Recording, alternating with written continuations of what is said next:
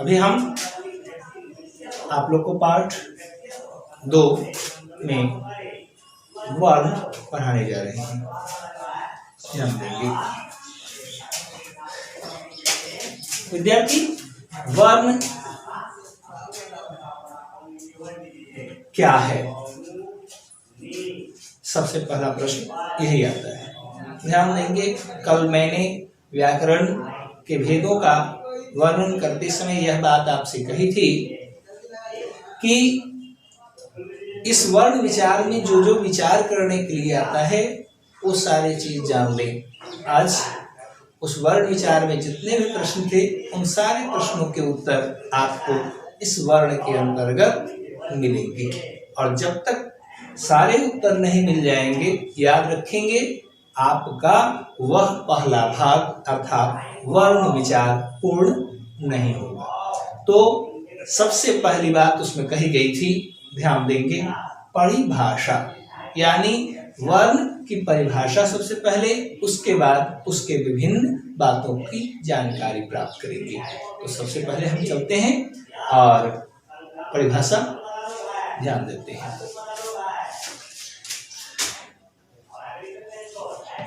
वर्ण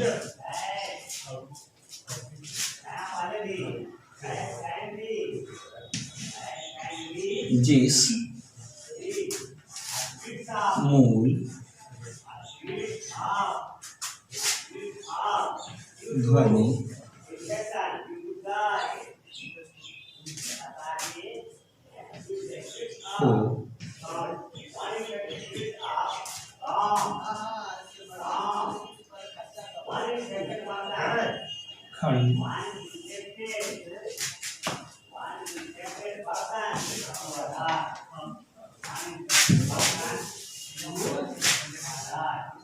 को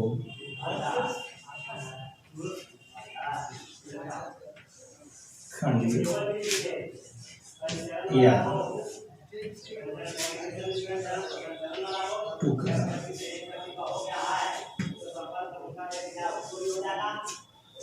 ध्यान देंगे, यदि हम इस खंड या टुकड़े की जगह पर हम सिर्फ एक शब्द का प्रयोग करें तो भी चल सकता है। जैसे जिस मूल ध्वनि को खंडित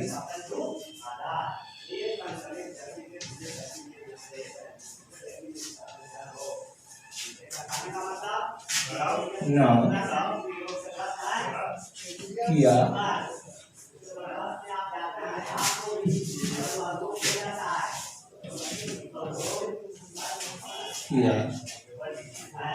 जा सके उसे वर्ण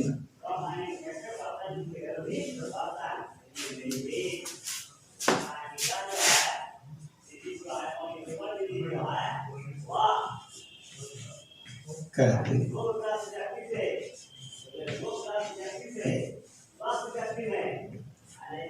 ध्यान देंगे विद्यार्थी, बहुत सारे लोग परिभाषा देते समय कह दिया करते हैं जिसे खंड या टुकड़ा न किया जा सके, जिसे बांटा नहीं जा सके और भाग में अलग न किया जा सके। तो किसे? ध्यान देंगे, प्रश्न यूं ही उत्तर याद कर लेने से नहीं होगा, परिभाषाएं रट लेने से नहीं होंगी, इन्हें समझना पड़ेगा कि वास्तविक में ये है क्या। पूछेंगे 1 से 2 बार, 4 बार, 10 बार, जो भी हो याद कर लेंगे, लेकिन याद तो एक छोटा बच्चा भी कर ले सकता है। आप 6 क्लास के विद्यार्थी हैं, आपको अगर जो 1 क्लास के विद्यार्थी को भी ये परिभाषा दे दिया जाए कि इसे याद कर लो तो भी याद कर लेगा, यूकेजी के विद्यार्थी को भी रटाया जाए तो भी इसे याद कर लेगा। लेकिन यदि इसे समझता नहीं है तो उसका याद किया न किया हुआ बराबर है, क्योंकि समझना सबसे पहले जरूरी है। ये तो आप अपनी किताब निकालेंगे, उसमें भी परिभाषा लिखी हुई होगी, उससे भी देख करके आप याद कर लेंगे। लेकिन क्यों शिक्षक की जरूरत पड़ती है? इसीलिए ताकि इसे समझा जा सके। आप ध्यान देंगे, इसमें लिखा हुआ है कि जिस मूल ध्वनि को खंडित न किया जा सके उसे वर्ण कहते हैं। अब वो ध्वनि अर्थात आवाज, तो आवाज को टुकड़ा न किया जा सके, तो बताइए आपको मन में ऐसा लग रहा होगा कि आवाज भी और टुकड़ा भी, क्या कोई वस्तु है, एक डस्टर है, इसको तो काट सकते हैं, टुकड़ा कर सकते हैं, खल्ली है इसे तोड़ सकते हैं, परंतु ये ध्वनि है, आवाज, उसको कैसे तोड़ेंगे, वो कैसे खंडित होगा, वो कैसे टुकड़ा होगा। ध्यान देंगे, यही चीज यहाँ पर ध्यान आपको दिलाना का कोशिश कर रहा हूं, इस पर ध्यान देंगे। कैसे, तो मूल ध्वनि, ध्यान देंगे, इसमें ध्वनि भी लिखा हुआ है और मूल भी लिखा हुआ है। मूल अर्थात कोई खास विशेष जो ध्वनि है, कोई भी खास विशेष ध्वनि हो, वो क्या है, कौन सी ऐसी खास ध्वनि, तो ध्यान देंगे, ध्वनि तो कोई घंटी भी बजाता है वो भी आवाज होती है, वो भी ध्वनि होती है, कहीं से सीटी बजती है वो भी एक ध्वनि होती है। तो हम किसकी बात कर रहे हैं, तो ध्यान दें कि हम व्याकरण पढ़ रहे हैं और इसमें भाषा और भाषा के अंतर्गत ये बात हो रही है। तो भाषा अर्थात बोलचाल की बात, तो जो बोलचाल की बात है यानी मुख से निकलने वाली वो ध्वनि जो खास हो, उसे खंडित न किया जा सके। तो जैसे अब ध्यान देंगे,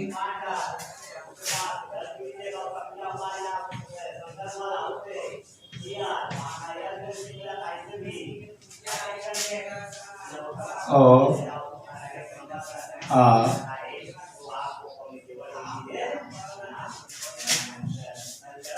टी क ख ग इत्यादि।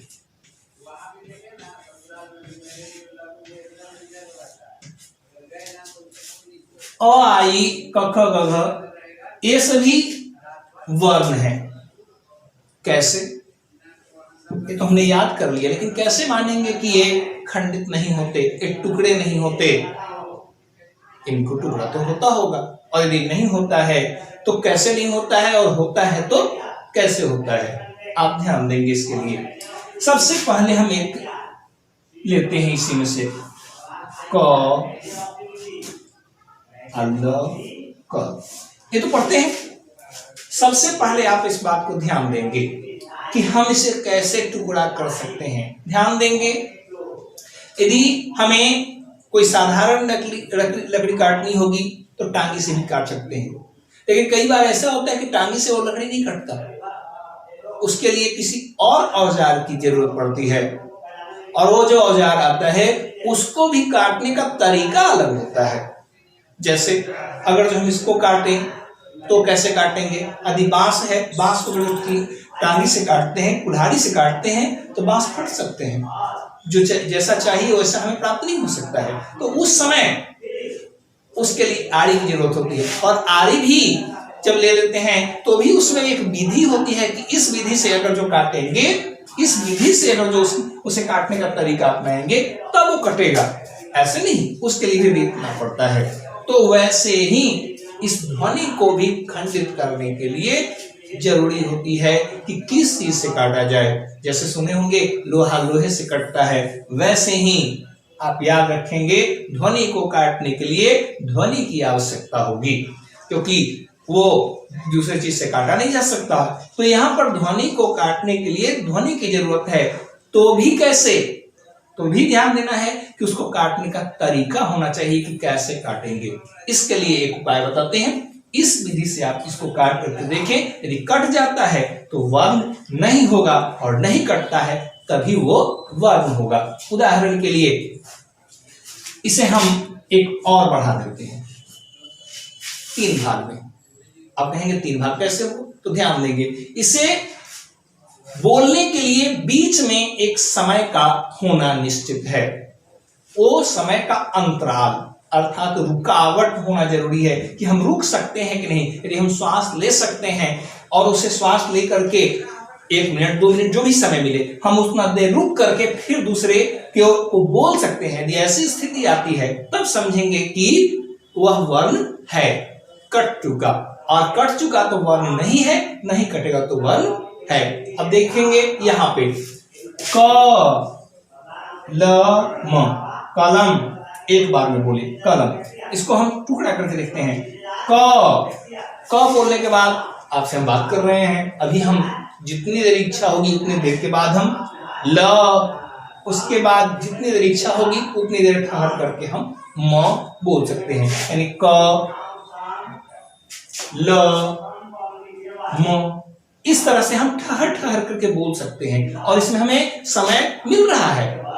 यदि ऐसी स्थिति आती है और हम रुक करके बोल सकते हैं तो इसका मतलब एक नहीं है, इसमें 3 भाग हैं, अर्थात 1 2 3, और इस तरह हम इसके 3 टुकड़े कर लिए। अब आती है प्रश्न कि तो क्या करें, तो इसको भी हम टुकड़ा करके देखें कि क्या हम इसको टुकड़ा कर सकते हैं या नहीं कर सकते हैं। हाँ, तो बोल सकते हैं। पहले एक और हम उदाहरण दे देंगे। अब इसको भी टुकड़ा कर लेते हैं, अ ब, इस तरह हम ठहर करके बोले और ये दोनों 2 टुकड़े हो गए। अब हम क्या करते हैं, बोलते हैं अ को क्या करते हैं, आधा बोलते हैं। बोलिए, क्या बोल सकते हैं अ को आधा?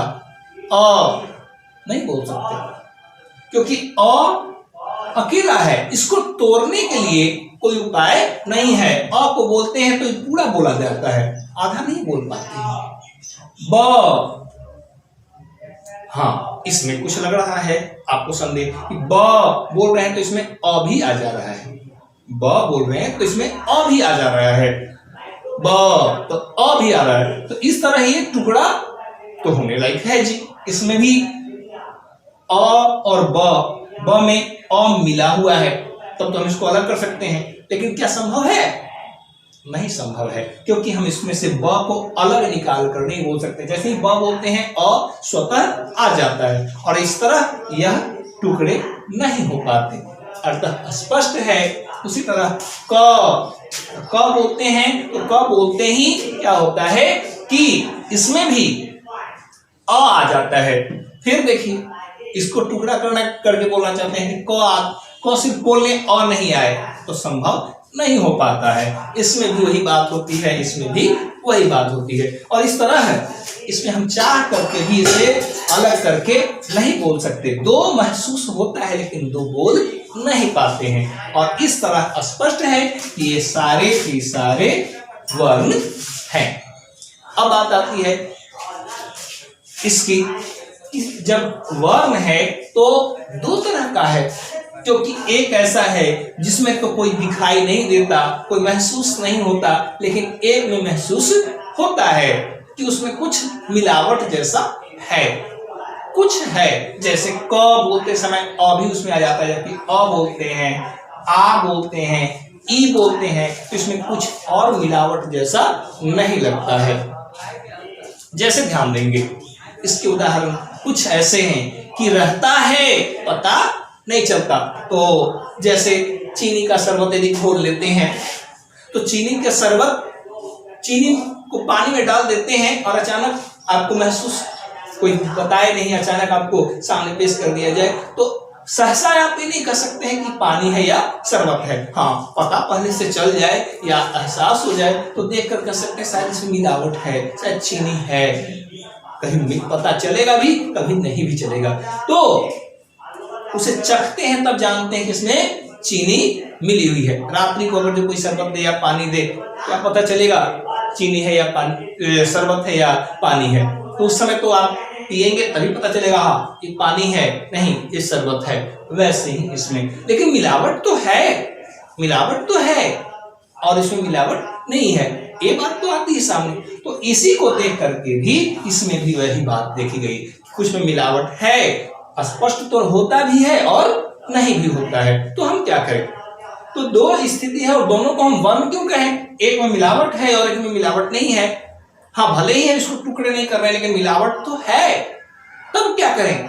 इसी बात को अध्ययन करने के लिए कि मिलावटी कौन है और कैसे होते हैं, और जो है मिलावटी नहीं है वो कैसे होते हैं, इन्हीं बातों को देखते हुए वर्ण को दो मुख्य रूप से भाग में बांटा गया। याद रखेंगे, वर्ण को मुख्य रूप से दो भागों में बांटा गया और वो उच्चारण की दृष्टि से, ध्यान रखेंगे, उच्चारण की दृष्टि से वर्ण को दो भागों में विभाजित किया गया है और वो हैं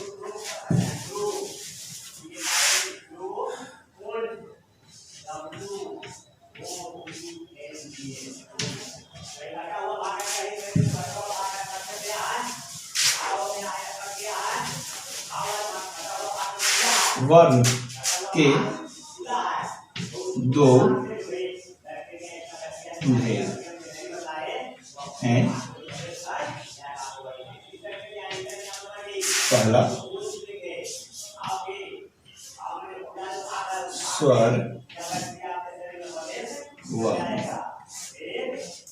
और दूसरा व्यंजन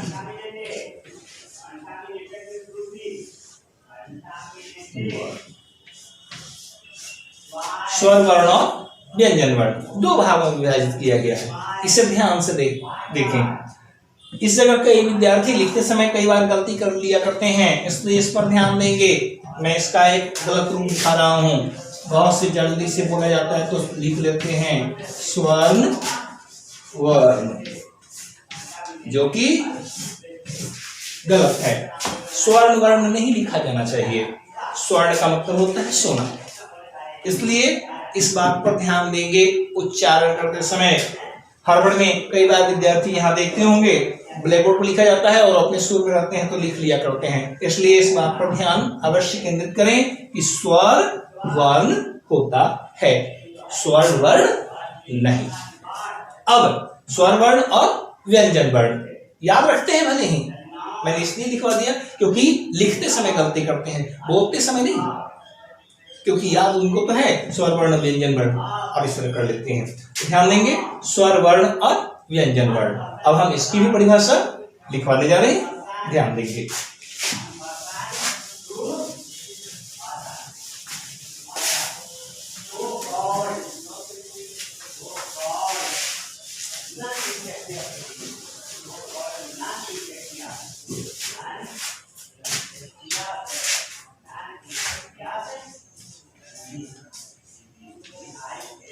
स्वर वर्ण जिस वर्ण का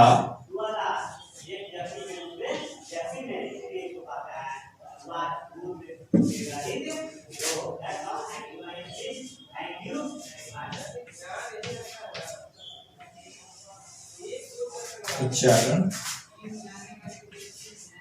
स्वतंत्र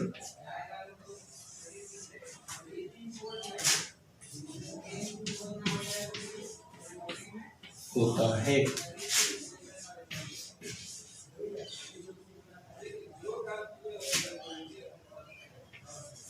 उसे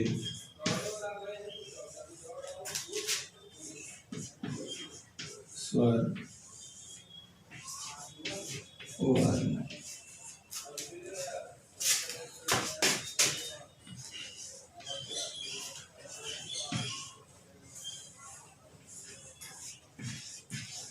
कहते हैं।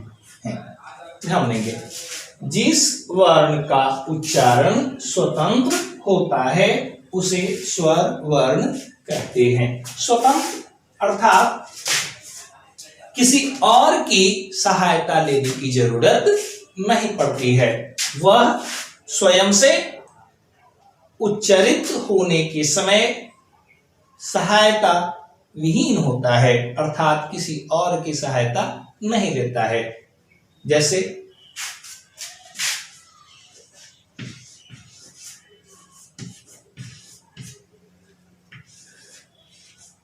अ से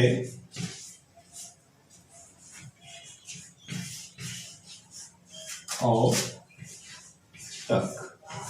ध्यान रखेंगे, इसे लिखने से पहले इसमें एक चीज लिख लेंगे कि इनकी संख्या 11 होती है।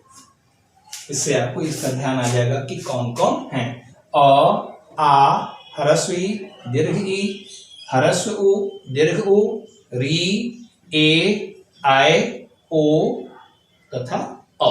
इस तरह कुल 11 हैं। गिनती में 11 लिख लेंगे तो इनके लिखते समय आपको ध्यान आ जाएगा कि हम जो लिख रहे हैं, जो बोल रहे हैं, जो याद किए हैं वो सही है या नहीं है। इन्हें 11 गिन लेंगे। अब ध्यान देंगे अ बोलते समय किसी की सहायता नहीं, आ कुछ भी बोलते हैं अ से लेकर के औ तक, तो इनमें किसी और की सहायता लेने की जरूरत नहीं पड़ती है। अब बात आती है कि इसके बाद दूसरा जो है वो है व्यंजन वर्ण, जो आगे लिख लेंगे। इसमें तो कुछ दिक्कत नहीं होगी। अगला जो है वो है व्यंजन वर्ण।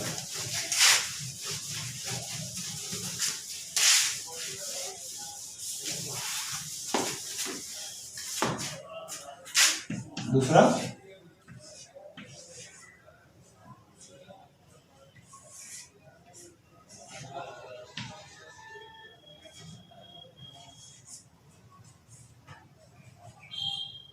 व्यंजन वर्ण।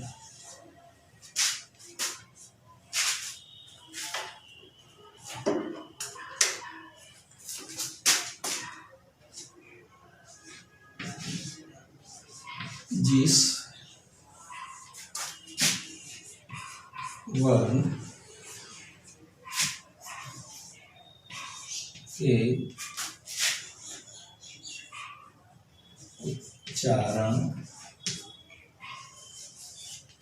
उच्चारण में स्वर वर्ण की सहायता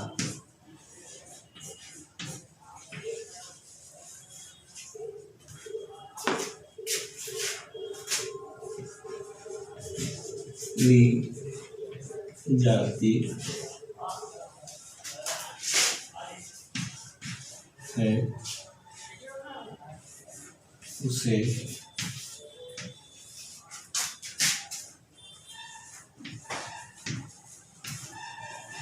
व्यंजन वर्ण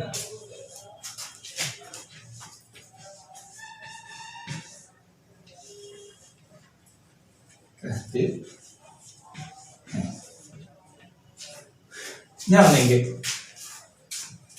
जब इसका उच्चारण करेंगे तो आपको सहायता लेनी पड़ेगी। कई जगह कुछ परिभाषाएं, कुछ किताबें ऐसा भी मिल जाती है किताबों में कि लिख दिया जाता है किसी और की सहायता ली जाती है। मैंने यहाँ स्पष्ट कर दिया किसी और की। कौन है? और कोई और नहीं है, वो है स्वर वर्ण, क्योंकि स्वर ही सहायता किसी को दे सकता है। और किसी और की सहायता क्या करेगा, क्योंकि इसके अलावा सभी सहायक होंगे। यदि स्वतंत्र कोई है, जो स्वतंत्र है वही किसी की सहायता करेगा।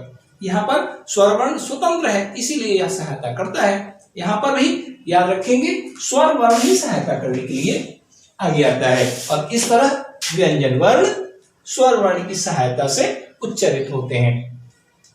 अब आएंगे वो है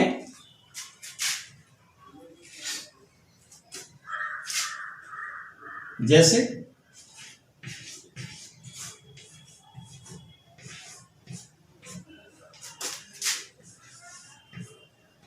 क से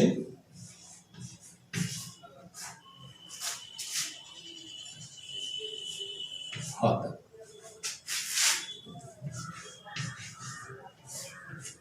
विद्यार्थी ध्यान देंगे, आप लोगों ने पढ़ा होगा अब तक कि क से लेकर के ज्ञ तक श्र तक होता है। सर जी आज ह तक क्यों लिख दिए, आगे क्यों नहीं लिखे? ध्यान देंगे विद्यार्थी, उच्चारण की दृष्टि से इनका कोई स्थान है, यानी उच्चारण में किसी उच्चारण स्थान जो होना चाहिए, अर्थात सामान्य रूप में कह सकते हैं इन लोगों का अपना घर है, एक स्थान है कि ये कहाँ के हैं, ये कहाँ के हैं। और भी इनके अंतर्गत जितने भी आते हैं वो कहाँ के हैं, इनका कोई निश्चित स्थान है, लेकिन आगे जो आप जानते हैं उनका कोई स्थान है लेकिन निश्चित नहीं है, वो सहायता लेकर रहते हैं, ये नहीं कह सकते हैं वो किराए पर रहते हैं। कैसे देखेंगे, क का उच्चारण स्थान कंठ है, ह का उच्चारण स्थान कंठ है, च का उच्चारण स्थान तालु है, ट का उच्चारण स्थान मूर्धा है इत्यादि। लेकिन अगर जो हम लिखते हैं छ त्र ज्ञ और स्र, तो इनका कोई निश्चित अकेला स्थान नहीं होता है। अब पूछेंगे क्यों नहीं होता है?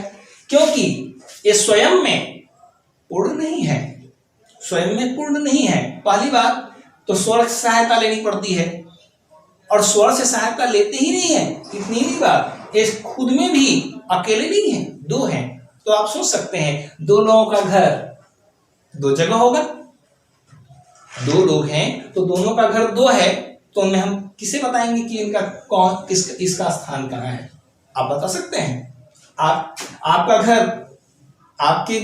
घर कहाँ है और आपके दोस्त का घर कहाँ है, दोनों एक साथ मिल भी जाएं तो दोस्त कहलाएंगे, लेकिन पूछा जाएगा कि आप दोनों का घर कहाँ है, तो क्या बतला सकते हैं? निश्चित है आप दोनों अलग अलग बतलाएंगे, लेकिन दोनों का रूप साथ में चलता है, हाँ दोस्त हैं। तो ध्यान देंगे ये उसी तरह से इसमें आते हैं, अर्थात उच्चारण की दृष्टि से क से लेकर ह तक है, तथा व्यवहारिक दृष्टि से प्रयोग में आते हैं, इनका उपयोग किया जाता है एक स्वतंत्र रूप में, इसलिए इनका एक स्वतंत्र रूप होता है और व्यवहार में आते हैं, इसीलिए हम इन्हें भी वर्ण में रखते हैं। ध्यान रखेंगे व्यवहारिक दृष्टि से ही हम छ त्र ज्ञ और स्र को किसके अंतर्गत रखते हैं, वर्ण के अंतर्गत इसकी मान्यता है, परंतु उच्चारण के रूप में इनकी मान्यता नहीं है।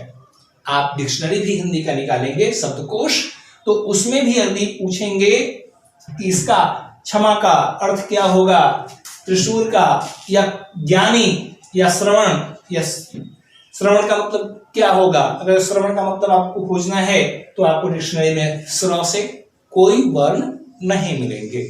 इसीलिए कई बार देखते हैं कुछ विद्यार्थी ऐसे मोबाइल पर अपना नाम लिखने लगते हैं और जब उनका नाम स्र से है या कुछ, तो उस समय ये नहीं लिख पाते कि ये तो वर्ण मोबाइल में है ही नहीं, तो उस समय दिक्कत होती है। और फिर जब जान जाते हैं, समझ जाते हैं कि दो वर्णों से बने हुए हैं, जब दो वर्णों का प्रयोग करते हैं और तब उनको ये शब्द आ जाते हैं। तो इसलिए इस पर ध्यान देंगे कि ये व्यवहारिक में आते हैं, इन्हें व्यवहारिक तौर पर वर्ण में इनका मान ये जो सो कि कंप्लीट है यहां तक, लेकिन उच्चारण की दृष्टि से सिर्फ ह तक ही आते हैं, उच्चारण स्थान की दृष्टि से। फिर से ध्यान देंगे उच्चारण स्थान की दृष्टि से क से ह तक व्यंजन वर्ण है, और व्यवहारिक दृष्टि से क से लेकर स्र तक आते हैं। नीचे क्लासों में इतना समझाने की जरूरत नहीं पड़ती, इसलिए उनको बोल देते हैं क से लेकर के ज्ञ या स्र तक। स्र बाद में आया है, एक वर्ण और है जो द्य के नाम से जाना जाता है, द और य, तो उस समय हम इसकी चर्चा विशेष आगे करेंगे। तो लेकिन इसको अभी लिखा जाता है, लेकिन वर्णों की गिनती के समय ये गणना में नहीं आते हैं। सामान्य बहुत सारे विद्वान इसको गिनते नहीं है, कुछ विद्वानों ने इसे पहले तो ज्ञ तक ही गिनते थे, बाद में स्र तक गिनना प्रारंभ कर दिए, लेकिन कुछ ऐसे हैं जो इतना ही गिन करके छोड़ देते हैं। इनके बारे में विशेष चर्चा हम आगे करने जा रहे हैं। अभी हम वापस चलते हैं वर्ण के दो भेदों के बाद वापस स्वर वर्ण की तरफ। इसमें तो कोई दिक्कत नहीं होगी। अब आगे हम स्वर वर्ण के भेदों की चर्चा करेंगे, उसके बाद जब व्यंजन वर्ण के भेदों की चर्चा करेंगे उस समय इसके बारे में, इन सब के बारे में हम विशेष जानकारी आपको देंगे।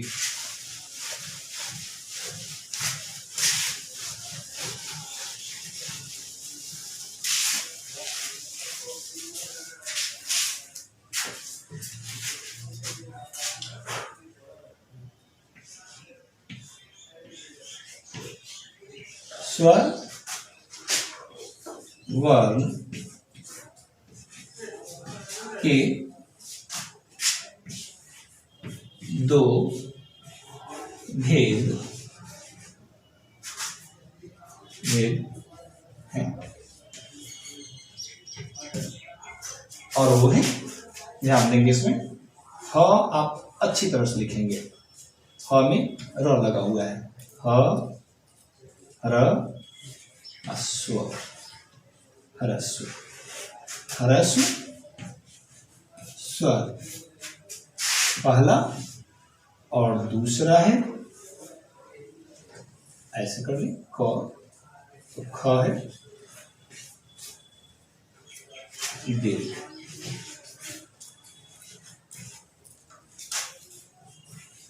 दीर्घ स्वर। परिभाषा पहले ह्रस्व स्वर की, जिस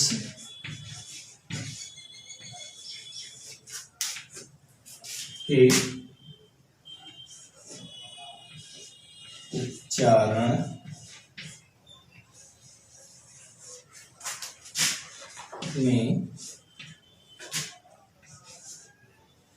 में दीर्घ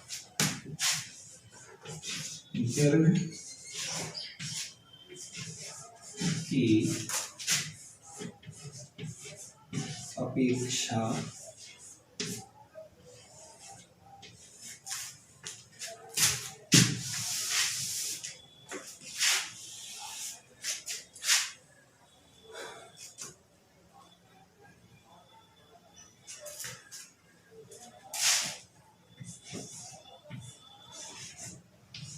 कम समय लगता है उसे ह्रस्व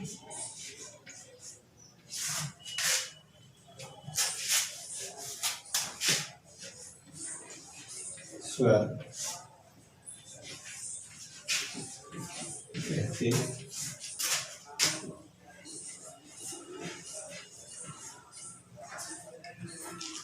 ह्रस्व स्वर कहते हैं। ध्यान देंगे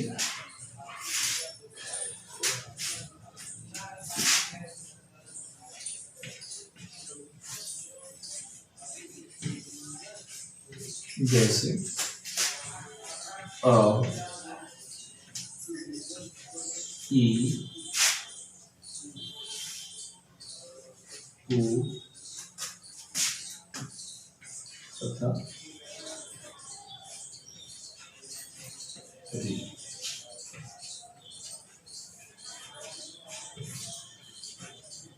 ध्यान देंगे जिसके उच्चारण में दीर्घ की अपेक्षा कम समय लगता है उसे ह्रस्व स्वर कहते हैं।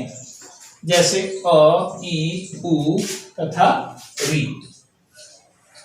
ध्यान देंगे विद्यार्थी, जैसे उच्चारण में समय की बात होती है, यदि इनके उच्चारण में आप 1 सेकंड का समय लगाते हैं तो आपको दीर्घ के उच्चारण में इससे दुगना अर्थात 2 सेकंड का समय लगेगा। जब भी लगेगा इसी तरह से सब में यही स्थिति होगी। अगर जो भी समय है, जो भी निश्चित किया गया है, वो है आपके उच्चारण पर, किस तरह से आप उच्चारण करते हैं। हाँ, लेकिन इसका भी ऐसा तो नहीं है बोल रहे हैं बहुत देर तक और कह रहे हैं कि हमने इसके उच्चारण में कम समय लगाया, ऐसा कुछ नहीं है।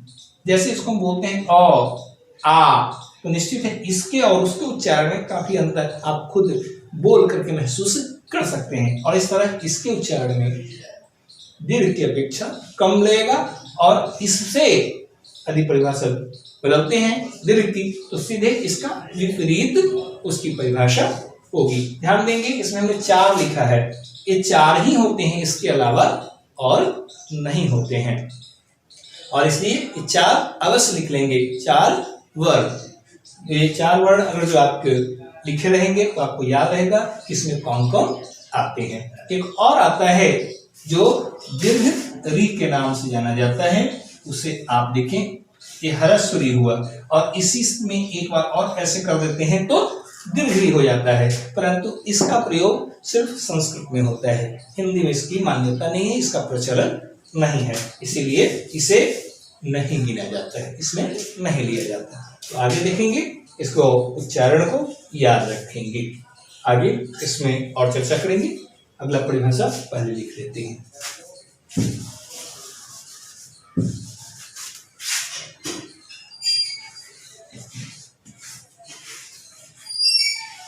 दीर्घ स्वर जिसके उच्चारण में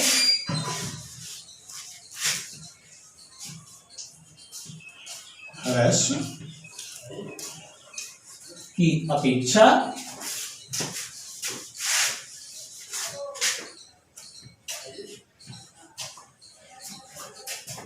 अधिक समय लगता है उसे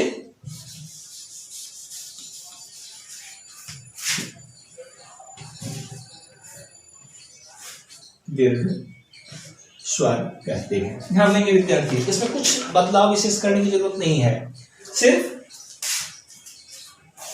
ह्रस्व और यहाँ पर एक अधिक शब्द, ये दो जगह अगर जो बदलाव कर लेते हैं परिभाषा ज्यों की त्यों रह जाती है, और इस तरह आपको याद भी आसानी से हो जाता है कि हमको दो शब्द याद करना है, बाकी स्वयं हो जाएगा, तो इसे याद कर लेंगे। यानी इससे ज्यादा लगेगा समय तो उसका कम लगेगा, तो उसका अपेक्षा शब्द इसलिए प्रयोग कर दिए हैं क्योंकि इसमें जितना समय लगेगा उसी का दुगना, यानी एक मात्रा का इसमें समय लगता है और दीर्घ में 2 मात्रा का समय लगता है। आगे इसमें नोट करेंगे, जैसे में है आ, दीर्घी, दीर्घ ओ, ए, ऐ, ओ तथा औ।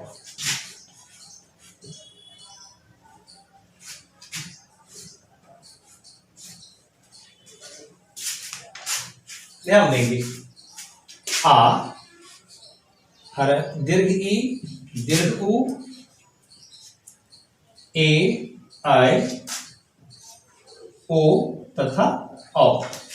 हमने यहाँ पूरा लिखा दिया। बहुत सारे लोग किताबों में भी देखेंगे इत्यादि आदि लिख दिया करते हैं, सस्पेंस है उसमें, जब हम जानते हैं कि इतने निश्चित हैं और इनकी संख्या ज्यादा नहीं है, आदि इत्यादि तब लिखा जाना चाहिए जब उसकी संख्या हम गिनने में असमर्थ हो या उसकी संख्या बहुत सारी है। कॉपी में भरने से कोई फायदा नहीं है, सही लिखे, क से लेकर के ह तक बहुत सारा लिखना था, इसलिए हमने संक्षिप्त में लिख दिया, लेकिन इसमें निश्चित है और ज्यादा है भी नहीं, सात याद रखेंगे, आ, दीर्घ ई, दीर्घ उ, ए, ऐ, ओ तथा औ। इस तरह 7 इनकी संख्या आपको मालूम रखना है, 7 रखेंगे। बहुत सारे विद्यार्थी यहाँ एक की जगह पर इस पर भी एक एक ऐड देते हैं, इस पर 2 दे दिया करते हैं, तो इस तरह आपको यहाँ पर गलती हो जाती है, इसलिए इसे आप जरूर ध्यान देंगे कि कैसे ये लिखा जा रहा है,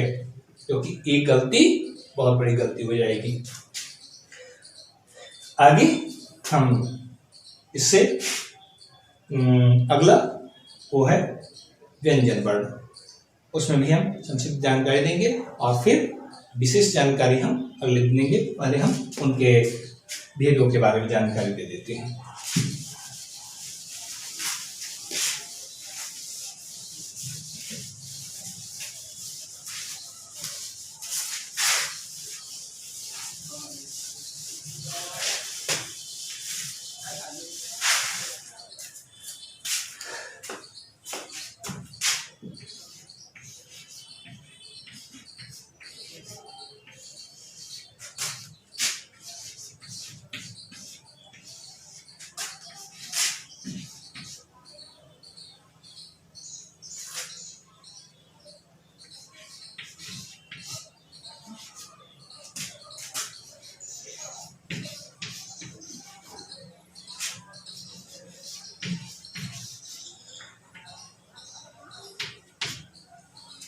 विद्यार्थी ध्यान देंगे।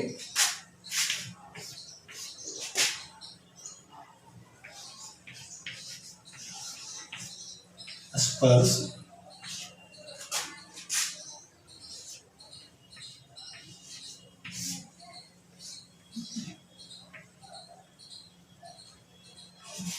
स्पर्श व्यंजन। दूसरा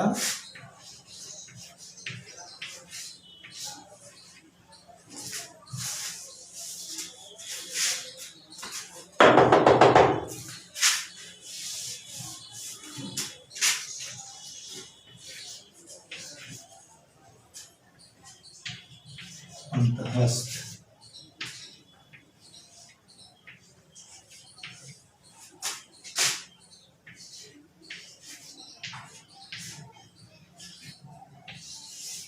अंतःस्थ व्यंजन। तीसरा ऊष्म व्यंजन।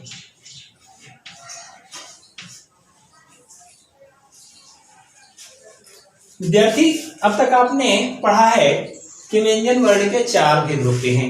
आज हम आपको 3 ही बता पा रहे हैं। अब पूछेंगे क्यों? इसलिए क्योंकि क्लास बढ़ने के साथ उसमें विस्तार भी होती जाता है। तो संक्षेप में यही जानते थे आप कि व्यंजन वर्ण के इतने भेद हैं। उसमें ये नहीं बताया जाता किस आधार पर। आपको बता दें व्यंजन वर्ण के 3 भेद जो हैं वे उच्चारण के आधार पर किए गए हैं। और चौथा जो है वो है संयुक्त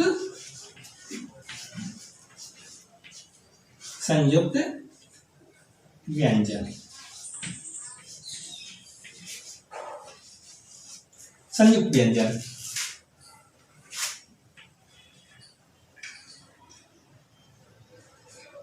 संयुक्त व्यंजन ये भी आते हैं। इसमें कई सारे व्यवधान आते हैं, कई सारी बातें आ जाती है। इसमें हम और भी जानकारी देंगे। जैसे थोड़ा सा जानकारी दे देते हैं। जैसे हम लिखते हैं, ये कुछ लोग तो देखे होंगे लिखते हुए ऐसे, या फिर कई बार पहले लिखा जाता था ऐसे। तो कुछ ऐसे भी वर्ण आते हैं जो संयुक्त होते हैं। संयुक्त अर्थात मिला हुआ। कुछ ऐसे वर्ण हैं जो मिलकर बने हुए होते हैं, वैसे वर्ण को ही संयुक्त व्यंजन कहते हैं। तो कुछ इसमें जो वर्ण आपको अभी दिखलाए थे छ, त्र, ज्ञ और स्र, वो संयुक्त वर्ण है और अकेले स्वतंत्र वर्ण के रूप में उनकी मान्यता है और व्यवहार में वे लाए जाते हैं। इसीलिए इनका प्रयोग किया जाता है। बच्चों को पढ़ने में कठिनाई हो सकती थी, ये सारी जानकारियां देने में कठिनाई हो सकती थी। इसीलिए व्यवहारिक रूप को अलग और उच्चारण रूप को अलग करके नहीं, बल्कि सामान्य रूप से हम व्यवहारिकता ही सीखते हैं तो हम उसकी गहराई में जाते हैं, इसलिए उसको अलग करके नहीं बताया गया था सामान्य रूप से। लेकिन आज हम इसके विशेषता जानकारी प्राप्त कर रहे हैं, इसीलिए हमने ऐसा कर दिया है कि उच्चारण के आधार पर को ध्यान में रखते हुए इसे 3 भागों में विभाजित किया गया है। इसकी मान्यता है भी और नहीं भी, लेकिन व्यवहारिक रूप में इसकी मान्यता है, जो व्यवहार में देखने के लिए मिलते हैं और स्वतंत्र रूप इनका होता भी है। इसीलिए इन्हें भी इसमें गिन लिया जाता है। इसलिए आप जब लिखेंगे व्यंजन वर्ण के कितने भेद हैं, तो उच्चारण के आधार पर 3 भेद हैं परीक्षाओं में लिखने के क्रम में, और इसे याद इस रूप में करेंगे। इसीलिए हमने यहाँ पर रेखांकित कर दिया है, इसे अलग कर लिया है। लेकिन इसी में आता है, व्यंजन में ही आते हैं, इसीलिए इसको 4 नंबर पर रख दिए हैं। स्पर्श व्यंजन हम संक्षिप्त में बता दे रहे हैं, अब इसे याद कर लेंगे और अगली बार हम इसकी परिभाषा देख पाएंगे, समय अभाव। स्पर्श व्यंजन जिसके उच्चारण में करने पर जीभ मुख के विभिन्न भागों को स्पर्शित करती है, इसीलिए इसे स्पर्श व्यंजन कहते हैं। अंतःस्थ व्यंजन जिसके उच्चारण करने पर ध्वनि मुंह के अंदर ही स्थिर रह जाने का अनुभव होता है। और ऊष्म व्यंजन जिसके उच्चारण करने पर ध्वनि के मुख के अंदर से निकलने के क्रम में गर्म ध्वनि निकलती है तो उसे पुष्प व्यंजन कहते हैं। एक काम करते हैं, कुछ परिभाषाएं नोट भी करवा देते हैं। पहला,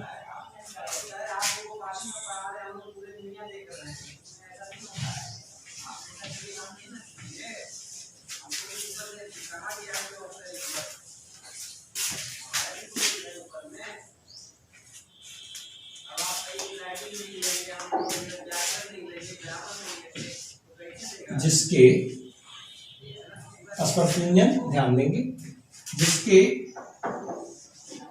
उच्चारण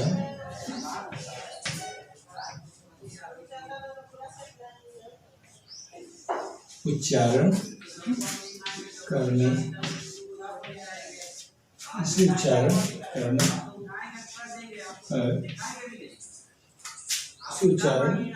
पर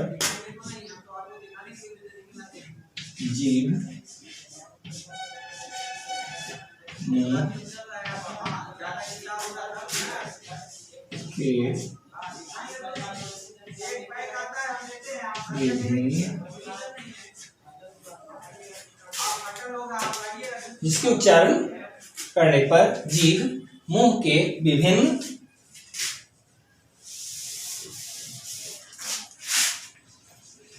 भागों को स्पर्श करती है,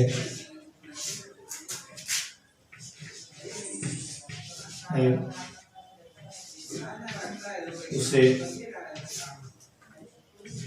स्पर्श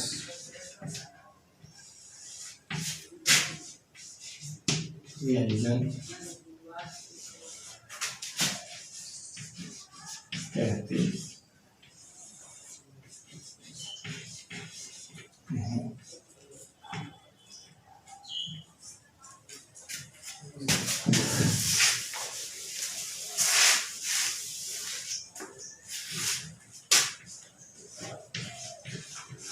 जैसे क से म तक।